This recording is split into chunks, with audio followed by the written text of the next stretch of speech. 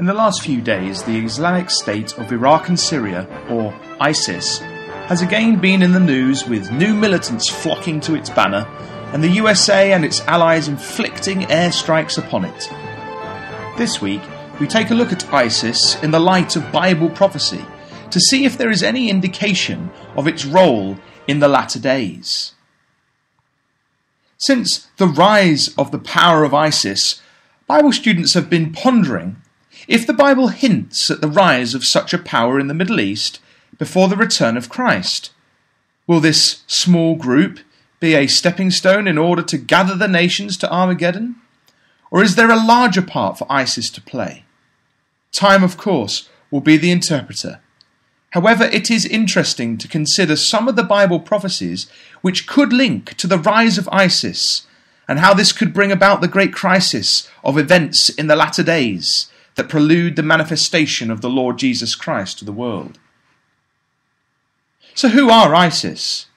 Well, ISIS are a group of Sunni Muslim militia fighting to establish a caliphate in the area around Syria and Iraq. They believe in Shia law and that infidels should be destroyed. They are led by an Iraqi called Abu Barak al-Baghdadi and were originally an Al-Qaeda group in Iraq, which joined in the Syrian civil war. They are incredibly violent and were so bloodthirsty and brutal that even Al-Qaeda have now disavowed them. Having gained control of territory in Syria and Iraq, they are well armed, obtaining weapons from the areas they have taken. They are also quite wealthy, as they have in their possession oil refineries which are still operational. So does this group have a part to play in the unfolding of events towards Armageddon? Well, one cannot be 100% certain, but there are some interesting things in our scriptures that this group could relate to. The first prophecy we want to consider is that of Ezekiel 38, which helps to set the scene of the great crisis soon to unfold onto the world stage. Here, we have a prophecy which is specified to take place in the latter days, as we read in verse 16 and 8. This time period is helpfully defined in the prophecy to leave us in no doubt that these are the days that we live in. For it states in verse 8 that the prophecy is to do with the land that is brought back from the sword and is gathered out of many people against the mountains of Israel, which have been always waste, but it is brought forth out of the nations, and they shall dwell safely, all of them. In other words, the latter days is a period when the Jews have returned to their land. The prophecy speaks of a great war which takes place against the people of Israel before God acts to save them, verse 18. The reason for this action is also stated by God. Thus will I magnify myself and sanctify myself, and I will be known in the eyes of many nations, and they shall know that I am the Lord. Verse 23. In the prophecy we read of two sets of nations. Unlike other prophecies, which can be quite general, we are given the specific names of them here in Ezekiel. They are ancient names, contemporary with the prophet Ezekiel, and so we have to look back into history to find and define what areas these ancient names now correspond to in modern times. One set of nations is headed up by a man called Gog in verse 2. He is the prince of Rosh, Meshech and Tubal, all ancient names for the territory of Russia. Allied with Gog are also other nations: Persia, modern Iran, Ethiopia, modern-day Sudan, and Libya of North Africa are mentioned in verse 5. In verse 6, we read of Gomer, a nation of Western Europe out of which the Gauls came around the area of modern France, and also Togarmah, which is the area of Armenia and southern Turkey. Therefore, Bible students have long watched Russia, as we expect to see it gathering its military might so that these events can take place. It has been exciting to watch the military reforms which are ongoing in Russia and the huge increase in military spending and developments that Putin has instigated. The crisis in Crimea and in the Ukraine witness to the fact that Russia does have the stomach for conflict. It's also been exciting to witness the recent alliance of Russia and Iran. A recent news article in ICEJ was entitled, quote, "Russia sends West warning by signing nuclear deal with Iran," end quote. And the article began, quote, "In a development that stunned many observers in Israel and the West, Russia signed an agreement with Iran on Tuesday which could possibly see the Islamic Republic enriching domestically produced fuel for its own nuclear reactions, undercutting Western efforts to discourage the practice," end quote. And that was dated 12th of November 2014. This alliance between Russia and Iran is exactly in accordance with Bible prophecy, as we can see Gog being allied with Persia. And we can see Russia also allied with Libya and the Sudan. The other set of nations we read of in verse 13, Sheba and Dedan and the merchants of Tarshish with all the young lions thereof. This set of nations challenges Gog's advance, and so they are clearly not part of the alliance which Gog sets up. Sheba and Dedan are the ancient names of the people in the Gulf, and Tarshish is the ancient trading power which has been identified with Britain and her now independent colonies, such as the USA. See Bible in the News, January 18th, 2013. It is interesting to note that it is these nations who are currently collaborating against ISIS under the leadership of the USA. This week, The Guardian reported on Wednesday that, quote, US-led forces conduct 23 airstrikes against ISIS positions in Syria and Iraq, end quote. Last week, airstrikes had been carried out, and it was thought in the media that the leader of ISIS, Abu Bakr al-Baghdadi, may have been killed. However, in the news on the 13th of November, the BBC reported that Baghdadi was alive and had issued a message. In an article entitled, quote, "Islamic State Baghdadi Message Issued by Jihadists," end quote, the report stated, quote, "The recording calls on ISIS supporters to erupt volcanoes of jihad across the world. He disparages opponents of ISIS as Jews, crusaders, apostates, and devils, and says the US and its allies are terrified, weak, and powerless," end quote. But not only are the US alliance against ISIS, but so are the Russians. Last month, The Independent had an article entitled, quote, "Chechnyan ISIS fighters under Omar al-Shushani threatened to take fight to Putin," end quote. The article states, quote, "ISIS Chechnyan military commander has threatened that Russia will be the group's next target." Omar al-Shushani phoned his father back in Georgia's Pankiksi Gorge, saying that he would have revenge on Vladimir Putin, end quote.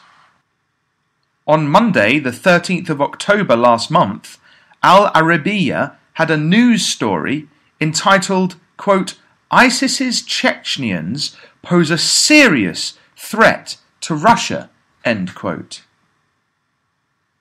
Now, Ezekiel 38 does not mention another power such as ISIS in the Middle East at the time of the invasion of Gog into Israel. We get the idea of two separate sets of nations. And so this must be the state of things just before that invasion takes place. However, we do seem to have a prophecy that indicates perhaps a third power will exist in the outworking of events that lead up to Ezekiel 38 taking place, that lead up to the outworking of events before God acts to save his people. This is the prophecy found in Numbers chapter 24. And the words of the unwilling prophet Balaam. The story of Balaam is an unusual one. It does not seem he was of God's people of Israel, but it does seem that God was working with him, compelling him through inspiration to speak God's words. Balaam was invited by a Midian king, Balak, to curse Israel. However, Balaam was unable to speak words of cursing, as God only allowed him to utter words of blessing upon Israel.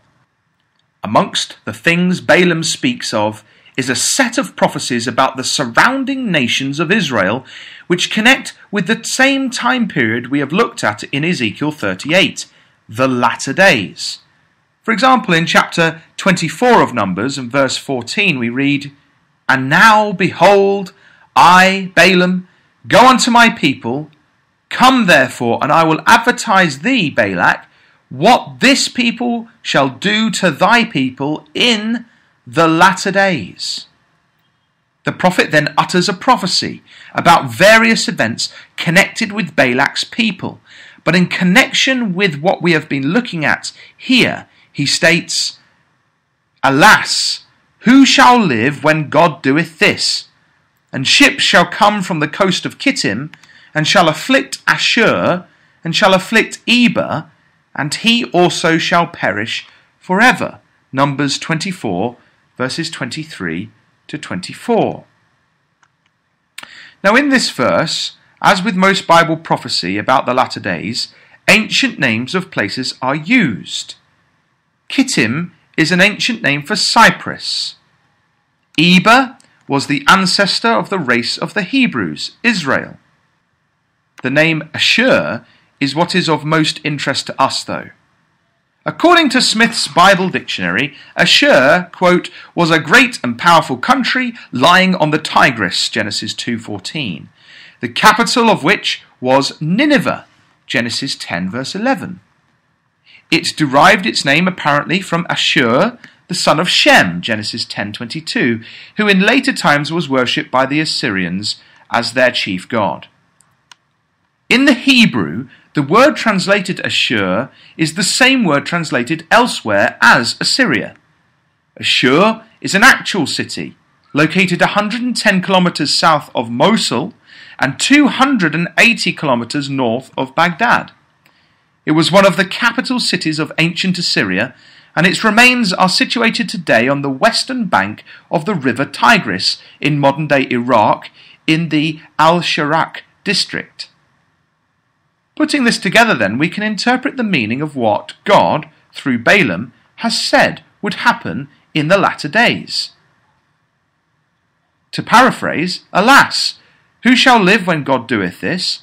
And ships shall come from the coasts of Cyprus, and shall afflict Assyria, and shall afflict Israel, and he also shall perish forever."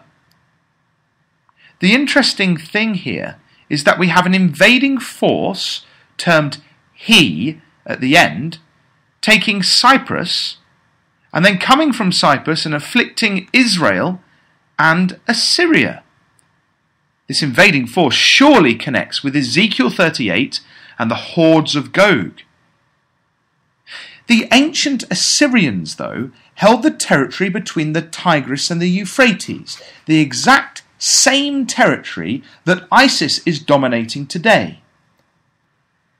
Do we have a reference here to ISIS as a power which sits on the territory of ancient Assyria?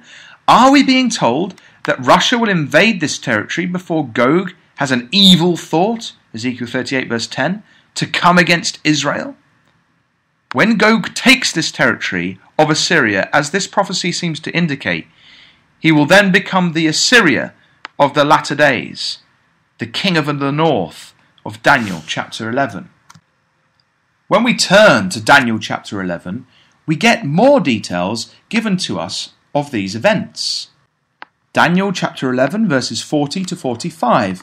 "And at the time of the end shall the king of the south push at him, and the king of the north shall come against him like a whirlwind, with chariots, and with horsemen, and with many ships. and he shall enter into the countries, and shall overflow and pass over. He shall enter also into the glorious land, and many countries shall be overthrown. But these shall escape out of his hand, even Edom and Moab, and the chief of the children of Ammon. He shall stretch forth his hand also upon the countries, and the land of Egypt shall not escape. But he shall have power over the treasures of gold and of silver, and over all the precious things of Egypt. And the Libyans and the Ethiopians shall be at his steps. But tidings out of the east and out of the north shall trouble him. Therefore he shall go forth with great fury to destroy, and utterly to make away many. And he shall plant the tabernacles of his palace between the seas in the glorious holy mountain. Yet he shall come to his end, and none shall help him. So we see here then the same story, an invasion from the north, the invasion of Gog. Many ships, we are told, will be coming with him. And this surely links in with the Numbers 24 prophecy, as the island of Kittim or Cyprus in the Mediterranean becomes the naval base of the invasion of Israel and Ashur. We also see here the invading force takes the land of Egypt, which shall not escape. The question, why would Russia invade Egypt, is one which we look forward to being answered if we are privileged to see events unfold. However, perhaps this will also have a connection to ISIS somehow. This week on Monday, the 10th of November, The Guardian ran a report entitled "Egyptian Jihadis Pledge Allegiance to ISIS." It stated, Egypt's most active jihadi group, Ansar Beit al-Madis, has disclosed its allegiance to Islamic State, becoming one of the largest militant bodies to pledge loyalty to ISIS outside its strongholds in Iraq and Syria. In a 9-minute audio recording released earlier on Monday, a spokesman for ABM said, "In accordance with the teachings of the Prophet, we announce our allegiance to the Caliphate and call on Muslims everywhere to do the same."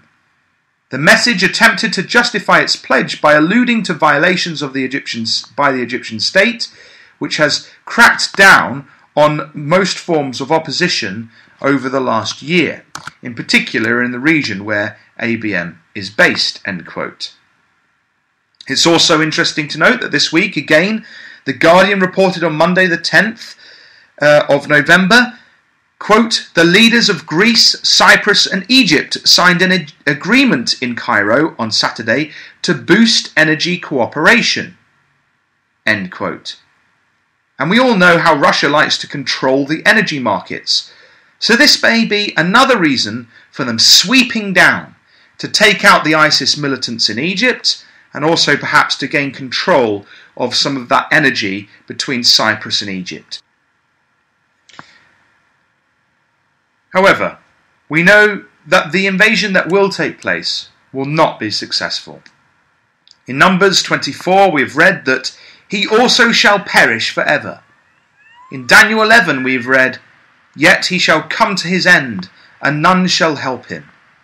And in Ezekiel 38 we have read that they shall know that I am the Lord, that I am Yahweh. We hope then that we have shown that maybe, hidden in the pages of the scriptures for thousands of years, the current situation we see in the world today, with an antagonistic power sitting on the territory of ancient Assyria, was foreseen by the prophets. Indeed, the scene is being set for the great climax of events which will end with the visible intervention in human affairs by God Almighty through the work of his Son and saints. This is the end picture we know will come to pass, for we have the assurance of God himself through the wonderful promises he has caused in his mercy to be recorded in his holy scriptures. For the vision is yet for an appointed time, but that at the end it shall speak, and not lie. Though it tarry, wait for it, because it will surely come. It will not tarry. Behold, his soul which is lifted up is not upright in him, but the just shall live by his faith. says Habakkuk chapter 2 and verse 3. And indeed the signs abound as we look up from our Bibles. Let us therefore live by our faith in humble service to God and not lift up ourselves in pride. This has been Matt Davies. Join us again next week for another Bible in the News. God